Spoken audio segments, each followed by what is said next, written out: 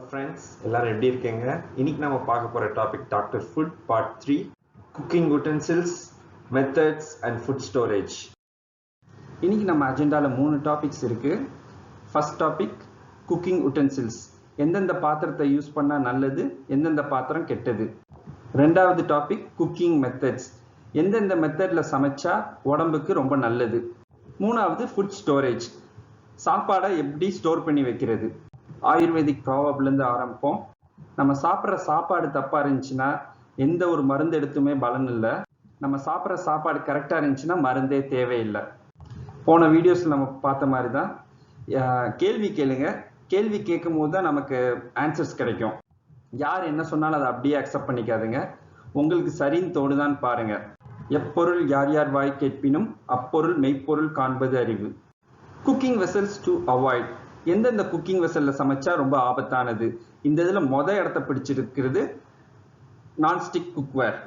நம்ம தோசை சப்பாத்தி அதெல்லாம் ஒட்டக்கூடாதுன்ட்டு நான்ஸ்டிக் ரொம்ப கெமிக்கல்ஸ் ஆட் பண்ணி அதை ஒட்டாமல் இருக்கிறதுக்கு ஆட் பண்ணியிருக்காங்க. ரொம்ப ஹை டெம்பரேச்சரில் நான்ஸ்டிக் குக்வேரை வச்சு குக் பண்ணும் போது டாக்ஸிக் கேஸ் ரிலீஸ் ஆகுது. அந்த டாக்ஸிக் கேஸை கொஞ்ச நேரம் இன்ஹேல் பண்ணாவே போதும். நம்ம வளர்க்குற பெட் பேர்ட்ஸ் அதுக்கெல்லாம் ரொம்ப ஆபத்தானது. அது உயிரே போயிடுது, அந்த அளவு டேஞ்சரஸ். இன்டர்நெட்ல தேடி பாருங்க, இதை பத்தி ஏகப்பட்ட ஆர்டிகல்ஸ் இருக்கும். இந்த ஃபியூம்ஸ் பறவைக்கு மட்டும் இல்லை, நமக்கும் ஆபத்தானது. அந்த டாக்ஸிக் ஃபியூம்ஸை நம்மளும் ரொம்ப ஃப்ரீக்வெண்டா ஹை குவான்டிட்டியில் இன்ஹேல் பண்ணும்போது நமக்கும் காய்ச்சல் வர்றதுக்கு வாய்ப்பு இருக்கு. நீங்க இந்த நான்ஸ்டிக் பேன்ஸ்லாம் கடையில் வாங்கி ஒரு ஃபியூ மந்த்ஸ் யூஸ் பண்ணதுக்கு அப்புறம் நோட்டீஸ் பண்ணியிருந்தீங்கன்னா அந்த நான்ஸ்டிக் கோட்டிங் கொஞ்சம் கொஞ்சமா தேஞ்சிருக்கும். அந்த நான்ஸ்டிக் டெஃப்லான் கோட்டிங் நம்ம உணவுல கலந்து நம்ம சாப்பிட்றதுக்கு வாய்ப்புகள் ரொம்ப அதிகமா இருக்கு இந்த மாதிரி தேஞ்ச வெசல்ஸ் யூஸ் பண்ணும் போது. நம்ம லிஸ்ட்ல 2வது இடத்த பிடிச்சிருக்கிறது அலுமினியம் குக்வேர். முடிந்த அளவு அலுமினியம் குக்வேர் யூஸ் பண்றதையும் அவாய்ட் பண்ணுங்க. அலுமினியம்ல ஹை டெம்பரேச்சர்ல ஃபுட்டை குக் பண்ணும் போது அலுமினியம் ஸ்லோவா லீச் ஆகி வெசல்ல இருந்து நம்ம ஃபுட்ல கலந்துரும். இது நம்ம குக் பண்ற ஃபுட்ல லெமன் டொமேட்டோ அந்த மாதிரி இருந்துச்சுன்னா அது இன்னும் மிக்ஸ் ஆகி கலக்கிற ரேஷியோ ரொம்ப ஹையா இருக்கும். நீங்க நோட்டீஸ் பண்ணிருக்கீங்களா? நீங்க அலுமினியம் வெசல் வாங்கி ஒரு 6 மாசம் கழிச்சு அதை வெயிட் பண்ணி பாருங்க. அதை வெயிட் பண்ணி பார்க்கும் போது நம்ம வாங்கின வெயிட்டோட 6 மாசத்துக்கு அப்புறம் வெயிட் கம்மியா தான் இருக்கும். அது என்னன்னா அந்த அலுமினியம் நம்ம ஃபுட்டோட கலந்து நம்மளும் ரெகுலரா சாப்பிட்டுட்டு இருக்கோம், அதனாலதான் அதோட வெயிட் குறைஞ்சிருக்கு. அலுமினியம் நம்ம உடம்புக்குள்ள போச்சுன்னா என்னென்ன ஆபத்து வரும்னு பார்ப்போம். பிரெயின் செல்ஸை வளர விடாது. அல்சைமர் பேஷண்ட்ஸ்ல அவங்க டெஸ்ட் பண்ணி பார்க்கும்போது அவங்க பிரெயின்ல ரொம்ப அலுமினியம் கண்டென்ட் ஹையா இருந்திருக்கு. இது இல்லாம போன் கிட்னிஸ் இதுக்கும் அலுமினியம் ரொம்ப கெட்டது.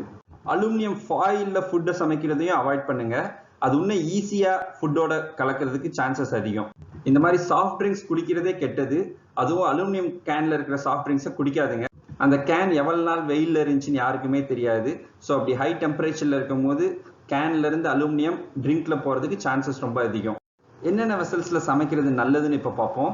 Stainless steel, cast iron, glass, செம்மண், செராமிக் இது எல்லாமே சேஃபர் ஆப்ஷன்ஸ். செராமிக் குக்வேர் போகும்போது நோட் பண்ணி வாங்குங்க. செராமிக் கோட்டட் குக்வேர் வாங்காதுங்க. 100% செராமிக் குக்வேர் இருந்தா வாங்குங்க.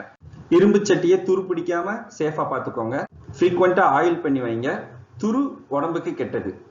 Topic 2 cooking methods. அதை பத்தி இப்ப பார்ப்போம். சாப்பாடை எப்படி குக் பண்ணி சாப்பிட்டா உடம்புக்கு நல்லது, எப்படி குக் பண்ணி சாப்பிட்டா உடம்புக்கு கெட்டது. முடிந்தளவு பார்பக்யூ கிரில்டு ஃபுட்ஸ் அதை அவாய்ட் பண்ணுங்க. ரொம்ப ஹை டெம்பரேச்சர்ல ஃபுட்டை எரிக்கும் போது கோல் ஃபார்ம் ஆகுது. ஃபுட்டோட மாலிகுலர் ஸ்ட்ரக்சரும் மாறுது. இந்த மாதிரி எரிஞ்சு போன சாப்பாடை சாப்பிடும் போது கேன்சர் வர்றதுக்கும் வாய்ப்பு இருக்கு. 1930ல டாக்டர் பால் கவுச்சக்காஃப் அவர் ஒரு ரொம்ப இன்ட்ரெஸ்டிங்கான ஒரு ஆர்டிக்கல் ரிலீஸ் பண்ணியிருக்காரு. சமைக்காத உணவு சாப்பிட்டா உடம்போட இம்யூன் சிஸ்டம் எப்படி ரியாக்ட் பண்ணுது, அதே இது சமைச்ச உணவு சாப்பிட்டா எப்படி ரியாக்ட் பண்ணுது. அவரோட ரிசர்ச் என்ன சொல்லுதுன்னா, முடிந்த அளவு சமைக்காத உணவுகள், ஃப்ரெஷ் ஃப்ரூட்ஸ் அந்த மாதிரி உங்க டயட்ல ஆட் பண்ணிக்கோங்க. அதுல உடம்புக்கு தேவையான நியூட்ரியன்ஸ் ரொம்ப அதிகமா இருக்கு, உடம்பு ஈஸியா அப்சர்வ் பண்ணிரும். அதே இது சமைத்த உணவு ரொம்ப ஹை டெம்பரேச்சர்ல சமைச்ச ஃபுட் இல்ல ப்ராசஸ்டு ஃபுட் அந்த மாதிரி ஃபுட் சாப்பிடும் போது உடம்பு அதை ஃபுட்டா பாக்குறது இல்லை, அதை ஒரு டேஞ்சர் ஒரு எனிமியா தான் பாக்குது. அதனால என்ன பண்ணும்னா immune system white blood cells அதிகமா தயாரிக்குது. இதை டைஜஸ்டிவ் லியூகோசைட்டோசிஸ்னு சொல்றாங்க. ஃபுட்டை ரொம்ப ஹை டெம்பரேச்சர்ல குக் பண்ணும் போது அது டீப் ஃப்ரையா இருக்கலாம், கிரில்லா இருக்கலாம், மைக்ரோவேவ் ஓவன் இல்ல பார்பக்யூ அப்படி பண்ணும்போது ஃபுட்டோட மாலிகுலர் ஸ்ட்ரக்சரே மாறுது. ஃபுட்டில் இருக்கிற நியூட்ரியன்ஸும் டெஸ்ட்ராய் ஆயிடுது. ஃபுட்டில் உள்ள நேச்சுரல் என்சைம் அதுவும் டெஸ்ட்ராய் ஆயிடுது. ஸோ ரொம்ப ஹை டெம்பரேச்சரில் ஃபுட்டை சமைக்கிறத அவாய்ட் பண்ணுங்க.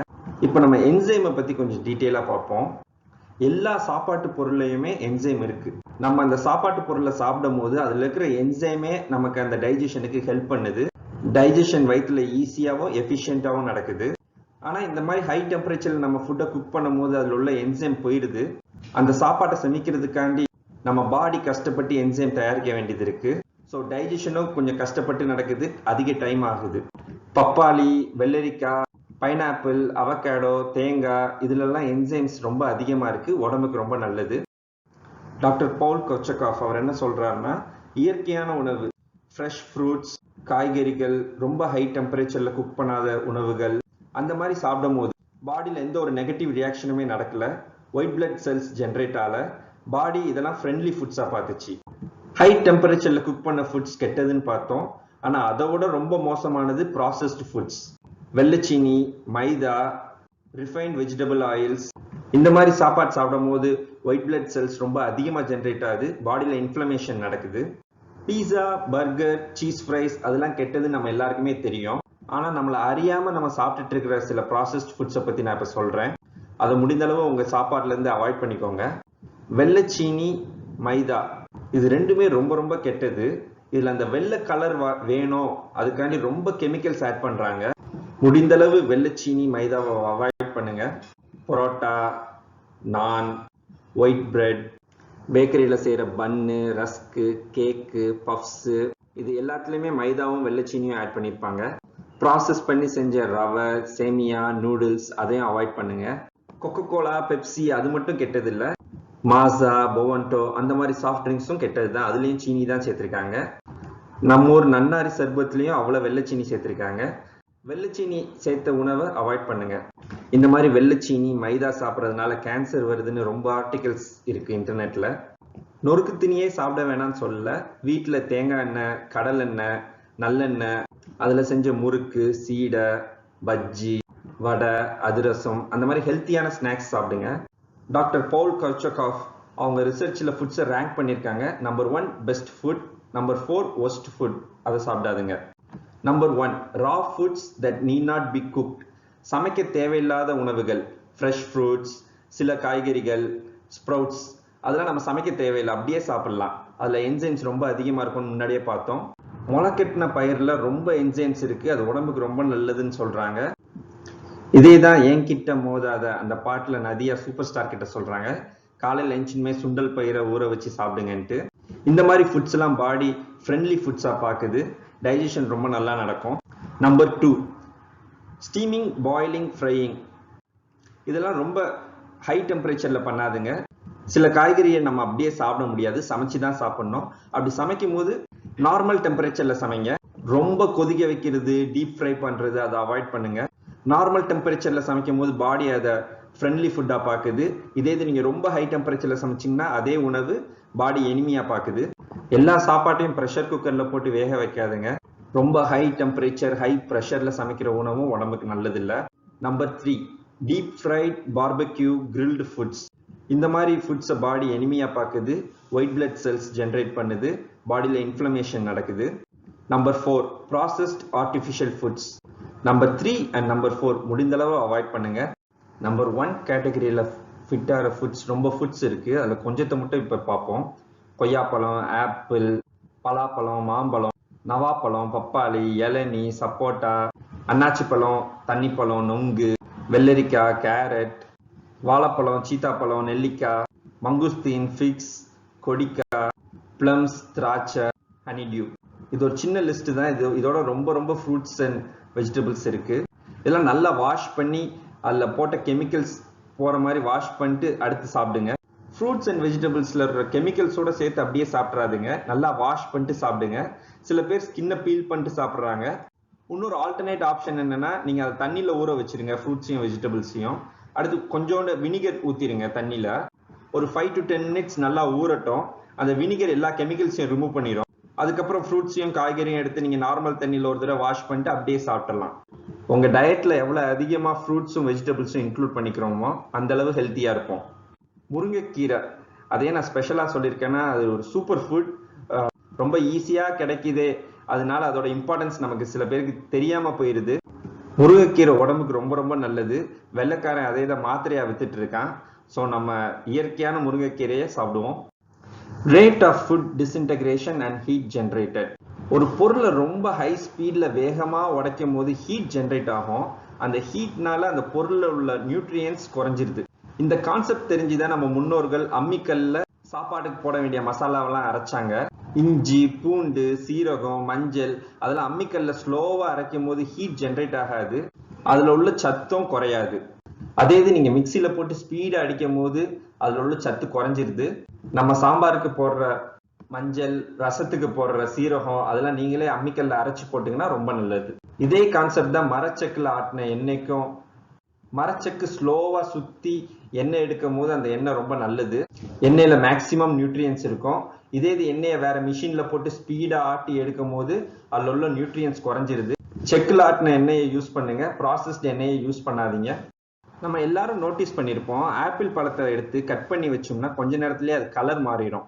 வெள்ளை கலர்ல இருந்து ப்ரௌன் கலருக்கு மாறிடும். இதுக்கு பின்னாடி இருக்கிற லாஜிக் என்னன்னா, ஆப்பிள்ஸ்ல ஃபினால்ஸ் அப்படின்னு சில காம்பவுண்ட்ஸ் இருக்கு. இந்த ஆப்பிள் செல்ஸ்லாம் டெஸ்ட்ராய் ஆகும் போது ஹை ஆக்டிவ் என்சைம் ஃபினாலைஸ் அப்படிங்கிற ஒரு என்சைம் ரிலீஸ் ஆகுது. நீங்க ஆப்பிளை கத்தியை வச்சு கட் பண்ணும் போது அந்த செல்ஸ் டெஸ்ட்ராய் ஆகி இந்த என்சைம் ரிலீஸ் ஆகுது. இந்த ஃபினாலைஸ் என்ன பண்ணும்னா காத்துல இருக்கிற ஆக்சிஜனோட மிக்ஸ் ஆகும். இந்த ஆக்சிடேஷன் ப்ராசஸ்ல விட்டமின் சி கண்டென்ட்டும் குறைஞ்சிருது. ஆக்சிடேஷன் எண்ட்ல மெலனின் அப்படிங்கிற ஒரு காம்பனன்ட் ஜென்ரேட் ஆகுது.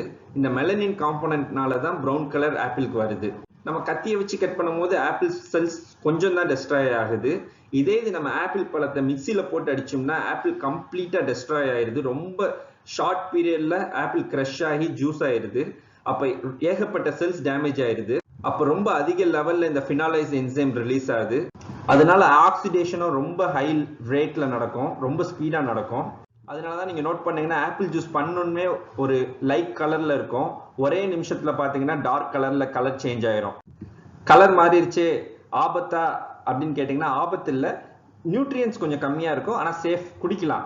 பெஸ்ட் பிராக்டிஸ் என்னன்னா, நீங்க ஃப்ரூட் ஜூஸ் பண்றீங்கன்னா உடனே குடிச்சிருங்க. ஃப்ரூட் ஜூஸ் ஆபத்தானதுன்னு நான் சொல்ல, ஒரு பழத்தை அப்படியே சாப்பிட்றதோட ஃப்ரூட் ஜூஸை அடிச்சு குடிக்கும் போது அதுல இருக்கிற சத்து கம்மியாயிருது. அதுதான் நான் சொல்ல வரேன். ரொம்ப வயசானவங்க, பல்லு இல்லாதவங்க தாராளமா ஃப்ரூட் ஜூஸ் குடிக்கலாம். அவங்களால கடிச்சு சாப்பிட்றது கஷ்டமா இருக்கும் அவங்களுக்கு. அப்போ ஃப்ரூட் ஜூஸ் குடிக்கும் போது அவங்க உடம்புக்கு அது நல்லது தான்.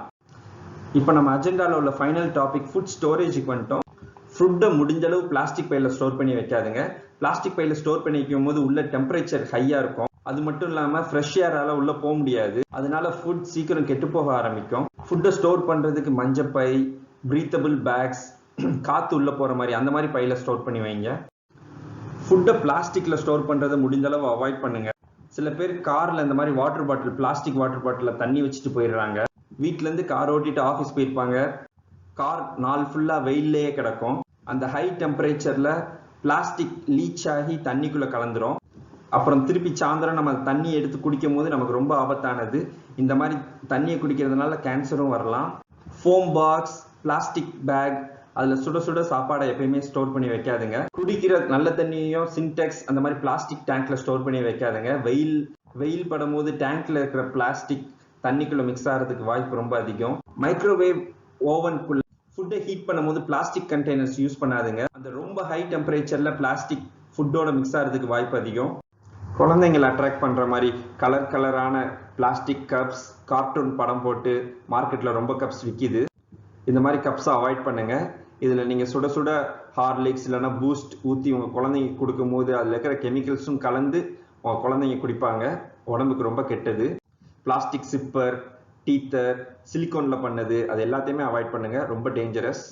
ரோட் சைட் ஷாப்ல பிளாஸ்டிக் பாட்டில்ஸ்ல மினரல் வாட்டர், சாஃப்ட் ட்ரிங்க்ஸ் எல்லாமே விற்பாங்க. அது ரொம்ப நாள் வெயில்ல இருந்திருக்கும், அதையும் அவாய்ட் பண்ணுங்க. கிச்சன்ல அடுப்பு பக்கத்துல பிளாஸ்டிக்ல எண்ணெயை ஸ்டோர் பண்ணி வைக்கிறத அவாய்ட் பண்ணுங்க. அந்த ஹை டெம்பரேச்சர்ல எண்ணெயும் பிளாஸ்டிக்கும் மிக்ஸ் ஆகிறதுக்கு வாய்ப்பு இருக்கு. மினரல் வாட்டர் கேன் ரொம்ப இடத்துல பிளாஸ்டிக்ல தான் டெலிவரி பண்றாங்க, அதையும் அவாய்ட் பண்ணுங்க. பிளாஸ்டிக் குடத்துல தண்ணி பிடிக்கிறீங்கன்னா அதை உடனே ஸ்டெயின்லெஸ் ஸ்டீல் குடத்துக்கு மாத்தி வச்சிருங்க. குழந்தைங்களுக்கு பிளாஸ்டிக் டாய்ஸ் கொடுக்கறதுக்கு பதிலாக உட்டன் டாய்ஸ் கொடுங்க விளையாடுறதுக்கு. அவங்க அதை மறந்து போய் வாயில வச்சாலும் எந்த டேஞ்சரும் கிடையாது. அதே மாதிரி தண்ணியை பிளாஸ்டிக்ல ஸ்டோர் பண்றதுக்கு இப்பெல்லாம் மண்பானை, காப்பர் பாட்டில், ஸ்டெயின்லெஸ் ஸ்டீல் பாட்டில் அந்த மாதிரி ஸ்டோர் பண்ணி வைங்க. இங்கிலீஷ்ல எனக்கு பிடிச்ச ஒரு ப்ராவர்ப் இருக்கு. If you take care of the inches, you will not have to worry about the miles. இதோட அர்த்தம் என்னன்னா, சின்ன சின்ன விஷயத்தை கரெக்டா பண்ணிட்டோம்னா நம்ம பெரிய விஷயத்தை பார்த்து பயப்பட தேவையில்லை. அந்த பெரிய விஷயம் ஆட்டோமேட்டிக்காவே கரெக்டா நடந்துரும். நம்மளால முடிந்த சின்ன சின்ன நல்ல மாற்றங்களை கொண்டு வருவோம். ஹை டெம்பரேச்சர் மட்டும் இல்ல, கோல்ட் டெம்பரேச்சர் அப்பயும் பிளாஸ்டிக்கோட நேச்சர் மாறும். அப்பவும் பிளாஸ்டிக்ல இருக்கிற கெமிக்கல்ஸ் ஃபுட்டோட மிக்ஸ் ஆகிறதுக்கு வாய்ப்பு இருக்கு. முடிந்த அளவு சாப்பாடை வெளியிலேயே ஸ்டோர் பண்ணி வைங்க. எந்த அளவு ஃப்ரிட்ஜை கம்மியா யூஸ் பண்றீங்களோ அந்த அளவு நல்லது. 2-3 நாளைக்கு தேவையானதை காய்கறி கடை போய் வாங்குங்க. காலியானதுக்கு அப்புறம் திருப்பி ஃப்ரெஷ்ஷா வாங்கி வச்சு சமைங்க. 2 வாரம் 1 மாசம் அப்படி தேவையானதை மொத்தமா ஸ்டாக் பண்ணி ஃப்ரிட்ஜ்ல ஸ்டோர் பண்ணி வைக்காதுங்க. அப்படி ஃப்ரிட்ஜ்ல சாப்பாடை ஸ்டோர் பண்ணி வைக்கும் போது டைரக்டா ஃப்ரிட்ஜோட காத்து சாப்பாடுல படாத மாதிரி பாத்துக்கோங்க. ஒரு ஸ்டெயின்லெஸ் ஸ்டீல் கண்டெய்னர் இல்லாட்டினா கிளாஸ் கண்டெய்னர்ல ஸ்டோர் பண்ணி வைங்க. ஃப்ரூட்ஸை கட் பண்ணிட்டுங்க, ஆனா இப்போ உடனே சாப்பிட போறது இல்ல. அந்த மாதிரி சிச்சுவேஷன்ல ஃப்ரூட்ஸை ஃப்ரிட்ஜில் இந்த மாதிரி நான் சொன்ன மாதிரி ப்ரிசர்வ் பண்ணி வைங்க. இட்லி, தோசை மாவு அதெல்லாம் ஃப்ரிட்ஜில் பிளாஸ்டிக் பேக், பிளாஸ்டிக் கண்டெய்னர்ஸ்ல வைக்காதுங்க. அந்த கோல்ட் டெம்பரேச்சர்ல பிளாஸ்டிக் தோசை மாவோட மிக்ஸ் ஆகிறதுக்கு வாய்ப்பு இருக்கு. கடையில் விற்கிற ஐஸ்கிரீம், கூல் ட்ரிங்க்ஸ் உடம்புக்கு நல்லது இல்லை. அதே இது பிளாஸ்டிக் கண்டெய்னர்ஸ்ல இருக்கும்போது இன்னும் ரொம்ப கெட்டது. முடிந்த அளவு அவாய்ட் பண்ணுங்க. ஆஃபீஸ்க்கு டிஃபன் பாக்ஸ் கொண்டு போகும்போது பிளாஸ்டிக் கண்டெய்னர்ஸ் அவாய்ட் பண்ணுங்க. Stainless steel tiffin box use பண்ணுங்க. பிளாஸ்டிக் நம்ம உடம்புக்குள்ள போகும்போது ஏகப்பட்ட பிரச்சனை பண்ணுது. அதில் சில பிரச்சனையை பார்ப்போம். ஸ்கின் இரிட்டேஷன், மூச்சு விடுறதுக்கு கஷ்டமா இருக்கிறது, ஹார்ட் டிசீஸ், டைஜஷன் ஒழுங்கா நடக்காது, ரீப்ரொடக்டிவ் ஆர்கன்ஸை டேமேஜ் பண்ணுது, கேன்சரும் உருவாகலாம். பிளாஸ்டிக்ஸ் ரொம்ப கெட்டது. நம்ம ஃபுட்டோட பிளாஸ்டிக்ஸ் மிக்ஸ் ஆகாம பார்த்துக்கோங்க. இந்த வீடியோவில் நம்ம குக்கிங் உட்டன்சில்ஸை பற்றி பார்த்தோம். எந்தெந்த பாத்திரத்தில் சமைக்கலாம், எந்தெந்த பாத்திரத்தில் சமைக்கக்கூடாது. அடுத்து குக்கிங் மெத்தட்ஸ் பார்த்தோம். ரொம்ப ஹை டெம்பரேச்சரில் உணவை சமைக்காதுங்க. 3வது ஃபுட் ஸ்டோரேஜ் பற்றி பார்த்தோம். நம்ம பார்த்த டாபிக்ஸ் உங்களுக்கு கண்டிப்பாக ஹெல்ப்ஃபுல்லாக இருக்கும்னு நம்புகிறேன். வீடியோ பிடிச்சிருந்தா லைக், ஷேர், சப்ஸ்கிரைப் பண்ணுங்க. உங்கள் நலன் எனது விருப்பம். மீண்டும் அடுத்த வீடியோவில் சந்திப்போம். நன்றி.